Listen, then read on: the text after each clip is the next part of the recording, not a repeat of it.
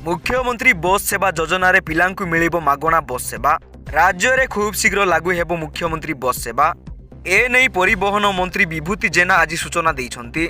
विद्यालय और गणशिक्षा विभाग सह आलोचना करी एही सूचना प्रदान करिसन्ति। राज्य में स्कूल पिला मानंकु मिलिबो मागणा बस सेवा। स्कूल छात्र छात्री मानंकु सहायता करिबा दिगरे एक गुरुत्वपूर्ण पदक्षेप नेइछन्ति ओडिशा सरकार।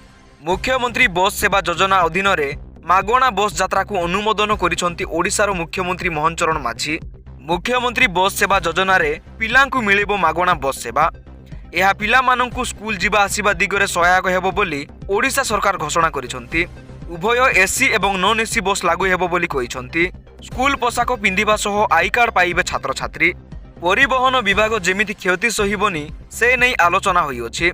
सूचना अनुसार 1422 बस स्कूल पिला मानंकु स्कूल जिबा आसिबारे सहायता प्रदान करा जिवो बोली मुख्यमंत्री मोहन चरण माझी कहिसन्ति। केउ रूट रे केते बस चलिबो ताहा मध्ये स्थिर करा जाइअछि। पूर्वरु सरकार छात्र छात्री मानंक पई बस टिकेट भड़ा रे 50% रिहाती प्रदान करुथिले।